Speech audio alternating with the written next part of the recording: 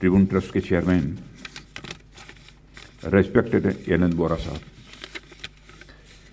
71 वार में जिन्होंने लड़ाई लड़ी है, lieutenant general S S Mehta, Shri Gurbachan जगत जी, और ट्रिब्यून के एडिटर श्री राजेश रामचंद्रन, श्री विनय वर्मा, श्री राजवीर सिंह जी, श्री नरेश जी कौशल, सुश्री अदिति टंडन, और यहाँ पर मौजूद सारे डिस्टिंग्विश गेस्ट, देवी एवं सज्जनों।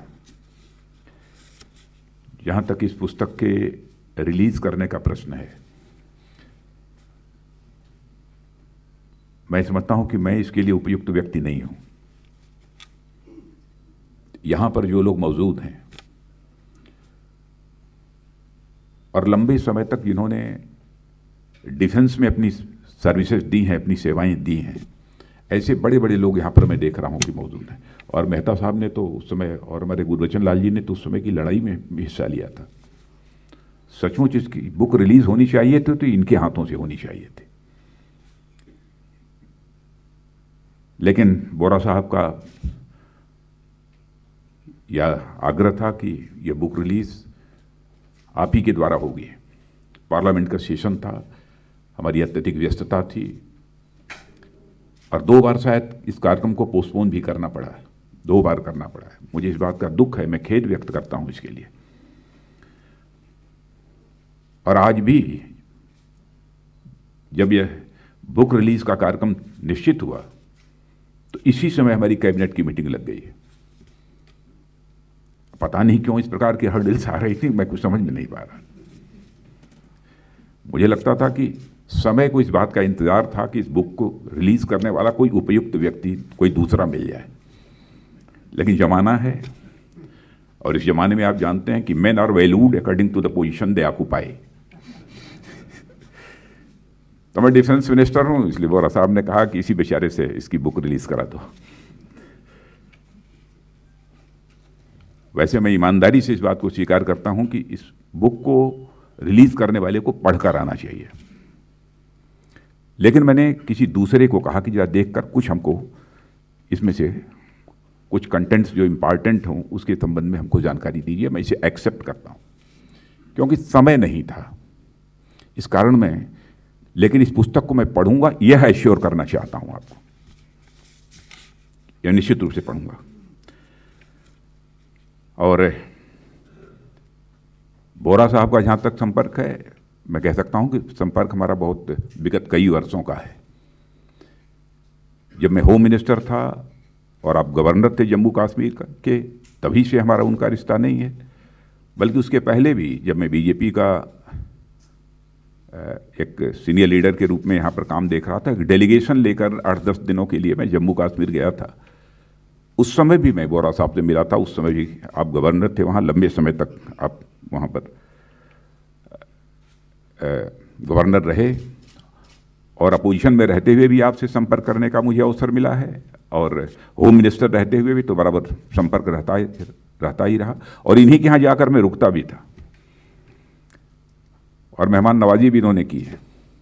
लेकिन मैं कह सकता हूँ बोरा साहब ने बराबर एक, भले ही मैं होम मिनिस्टर था, लेकिन गार्जियन की तरह बिहेव किया है उन्होंने, इसलिए उनके प्रति हमारे दिल में बहुत ही रेस्पेक्ट है। और इसलिए आज बुक रिलीज के कार्यक्रम में यहाँ पर मौजूद हूँ। राजेश रामचंद्रन जी जो इसके एडिटर हैं, उनसे हमारा कोई बहुत पुराना तो संबंध नहीं है, लेकिन वो मिले हैं जितनी बार भी मुझसे, मैं कह सकता हूँ कि बहुत ही सहज, सरल और एक वह सौम्य इंसान है। और उन्होंने 1971 की गोल्डन जुबली के अवसर पर जो इस ट्रिब्यून में कई राइटअप्स, कई लेख जो प्रकाशित किए हैं, मैं समझता हूं कि जो ऐतिहासिक क्षण हैं उनको ये खुद में एक यादगार बना देते हैं। और इस पुस्तक को मैं बैठे बैठे भी मैं देख रहा था, और मैंने एक आर्टिकल पढ़ी है बैठे बैठे, जो भी यहाँ पर मैंने देखा है कि बांग्लादेश से कुछ प्रिजनर ऑफ वार्स को लेकर एक शिप यहाँ पर आई थी। तो प्रिजनर ऑफ वार जो उस शिप में बैठे हुए, कलकत्ता आ रही थी, तो प्रिजनर ऑफ वार जो उसमें बैठे थे, तो जब वह यमुई अंडमान, शायद उस शिप का नाम था, तो जब शिप कलकत्ता में पहुंची है तो उसके बाद जिस आर्मी के अफसर ने, कर्नल ने उसका चार्ज लिया, उसने कहा कि जो प्रिजनर ऑफ वार्स हैं उनमें जो सीनियर ऑफिसर है मैं उससे मिलना चाहता हूं। तो जो सीनियर ऑफिसर था वो कमांडोर था पाकिस्तान का, जो प्रिजनर ऑफ वार थे, और उनके मिलते ही उस कर्नल ने, हमारे कर्नल ने उनको सैल्यूट किया और उन्होंने भी उनको सैल्यूट किया और एक दूसरे को सर कहकर एड्रेस किया। मैं अभी बैठे बैठे इसको मैं पढ़ रहा था। यानी चाहे किसी कंट्री का आर्मी पर्सनल हो और दूसरी कंट्री के आर्मी पर्सनल के प्रति किस प्रकार का एक रेस्पेक्ट का भाव होता है, एक सम्मान का भाव होता है, यह मैंने उसे देखा। और एक चीज और मैंने देखा था कि एक मिस्टर खालिद करके वो थे prisoner of war, Abdul Khalid, और बहुत बड़े एथलीट, और एशियन गेम में उनको गोल्ड मेडल भी मिला हुआ था 100 मीटर में मिला हुआ था। वो भी प्रिजनर वार बने थे। मिस्टर खालिद भी हाँ वो थे प्रिजनर ऑफ वार। तो वह जब गिरफ्तार होकर जब यहाँ पर आए तो मुझे यह बतलाया गया कि उनको भी उसी तरह का सम्मान दिया गया जैसा कि एक किसी भारतीय को सम्मान मिलना चाहिए, उस प्रकार का उनको सम्मान दिया जाता था, क्योंकि एक बहुत ही बड़े एथलीट होने के कारण और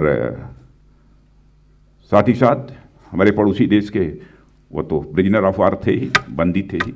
यह सब सारी चीज़ें जो ह्यूमन टच वाली हैं, वो सब सारी चीज़ें भी इस पुस्तकों में दी हुई हैं। कुछ नारियों के संबंध में भी, हमारी वीर नारियां हैं, उनके बारे में भी मैंने देखा कि इसमें उल्लेख है। तो बहुत ही, मैं कह सकता हूं कि बहुत ही हार्ट टचिंग है। और यह पुस्तक तैयार करने का काम जो श्री राजेश चंद्रन जी ने हमारे बोरा जी के देख रेख में किया है, इसके लिए मैं पूरे ट्रिब्यून परिवार को अपनी तरफ से हार्दिक बधाई देता हूं। पूरे ट्रिब्यून परिवार को इसके लिए बहुत बहुत बधाई। और यह मैं समझता हूं कि जो ऐतिहासिक क्षण रहा है 1971 का, उसकी याद को यह ताज़ा बनाएगी यह पुस्तक। जो भी पढ़ेगा वह यादगार निश्चित रूप से तरोताज़ा होगी, ऐसा मेरा विश्वास है।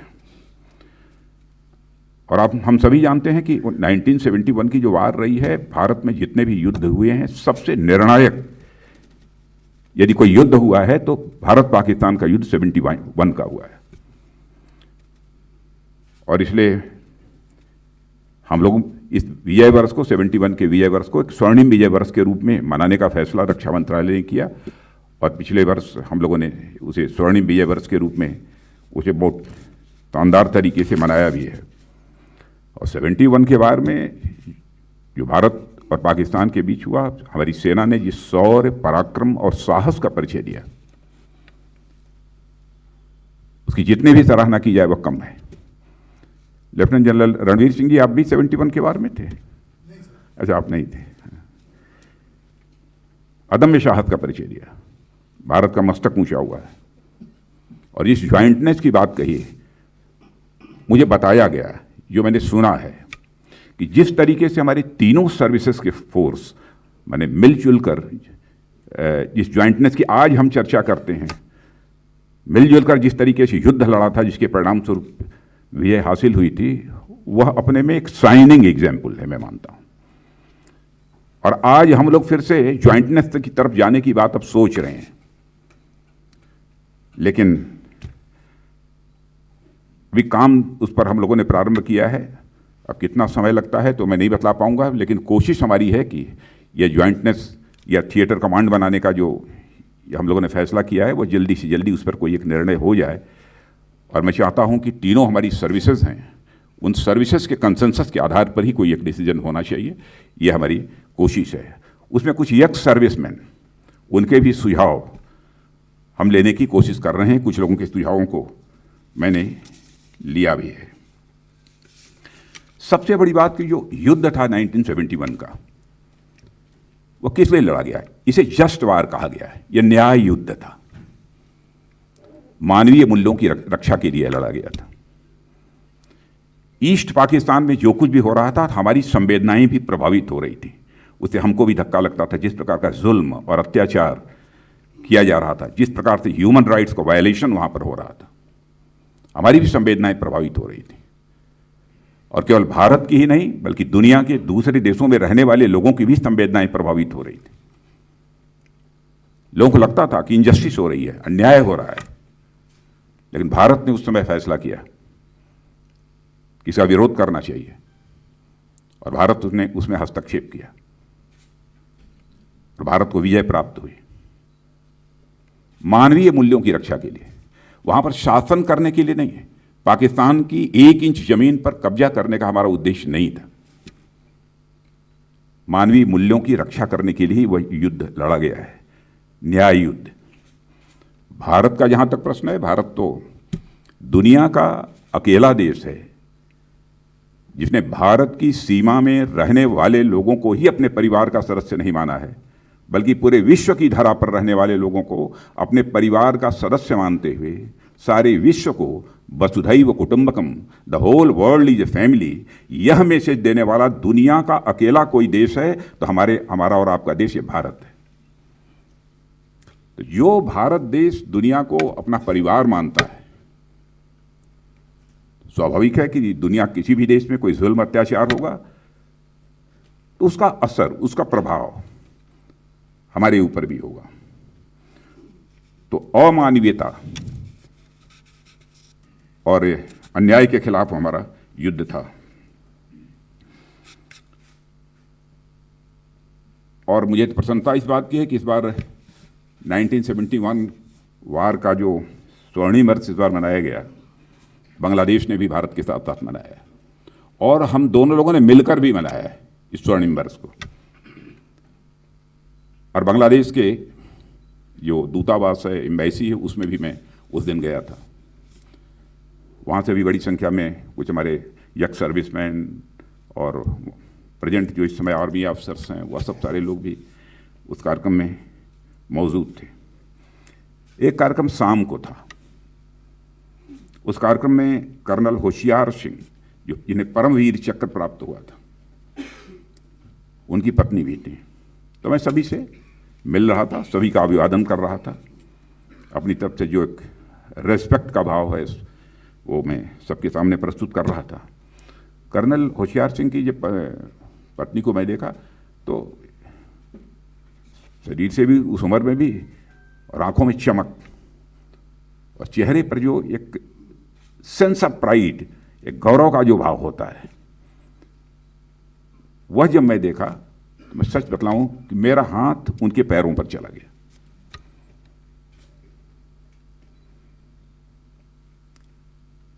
इंसान इंसान ही होता है और मैं कह सकता हूं कि जिन हमारे सेना के जवानों ने इस युद्ध में भाग लिया है, उनका सदैव यह भारत ऋणी रहेगा। हमारी इस प्रकार की भावना है। और जो कुछ भी उस समय से सीखा है हम लोगों ने अब तक, डिफेंस मिनिस्ट्री में होने के नाते मैं कह सकता हूं कि बहुत कुछ करने की हम लोग इस समय कोशिश कर रहे हैं और कुछ चीज़ों पर इस समय विचार भी चल रहा है। सेल्फ रिलायंट ये भारत बनना चाहिए और डिफेंस के मामले में भी हम लोग सेल्फ रिलायंट बने, आत्मनिर्भर बने, ये हमारी ये कोशिश है। आप सबको जानकारी होगी ही, बहुत सारे ऐसे आइटम्स की पॉजिटिव लिस्ट हम लोगों ने जारी की है कि सर्टेन पीरियड के बाद उसे किसी भी सूरत में हम इंपोर्ट नहीं करेंगे। और आज भी मैंने 101 आइटम्स की लिस्ट जारी की है कि सर्टेन पीरियड के बाद, कुछ 2023, कुछ 2024, कुछ 2025, इसके बाद जो है हम उसे इंपोर्ट नहीं करेंगे, भारत में ही बनाएंगे। उस लिस्ट को हम लोग पॉजिटिव इंडिजनाइजेशन लिस्ट कहा है और अब तक 309 ऐसे आइटम्स हम लोग घोषित कर चुके हैं। आज भी 101 आइटम्स की इंडिजनाइजेशन लिस्ट, जिसे पॉजिटिव इंडिजनाइजेशन लिस्ट कहते हैं, उसकी हमने घोषणा की है। और पब्लिक सेक्टर अंडरटेकिंग्स के लिए भी 2500 ऐसे आइटम्स तय कर दिए गए हैं कि एक निर्धारित समय के बाद वह भी किसी भी सूरत में इंपोर्ट नहीं किए जाएंगे। 2500 ऐसे स्पेयर पार्ट्स, बहुत सारी छोटी बड़ी चीज़ें हैं जिनके बारे में कि हम लोगों ने निर्णय लिया है। तो डिफेंस के मामले में हम सेल्फ रिलायंट बने, आत्मनिर्भर बने। इस दिशा में भी हम लोग अपनी तरफ से प्रयत्न कर रहे हैं। और हमारे प्रधानमंत्री जी ने जो स्लोगन दिया है कि मेक इन इंडिया और मेक फॉरवर्ड, और इसी स्लोगन के आधार पर भी हम लोग आगे बढ़ रहे हैं। भारत का जहाँ तक प्रश्न है, भारत का कभी न एक्सपेंशनिस्ट एजेंडा रहा है, न भविष्य में एक्सपेंशनिस्ट एजेंडा रहेगा। यह हमारी सोच, हमारी संस्कृति और हमारी परंपरा, इन सबके सर्वथा खिलाफ है। लेकिन हाँ, अब आप लोग कहेंगे कि आम पब्लिक में बोलते तो ज़्यादा अच्छा था, लेकिन एक डिफेंस मिनिस्टर होने के नाते मेरे दिल में जो बात रहती है मैं आपके सामने भी रखना चाहता हूं, क्योंकि इसी फील्ड से आप लोग जुड़े हुए हैं। हमारे दिल में तो रहता परिणाम चाहे जो कुछ भी हो। वैसे तो भारत का चरित्र है, हम किसी को छेड़ते नहीं, किसी की ज़मीन पर कब्जा नहीं करते, लेकिन दिल में जो मेरी बात रहती है।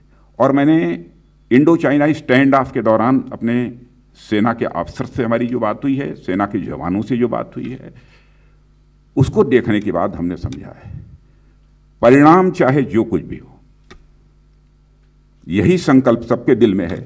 हम किसी को छेड़ेंगे नहीं, और कोई हमको छेड़ेगा तो हम उसे छोड़ेंगे नहीं। कम से कम यह संकल्प आज लोगों के दिलों में है।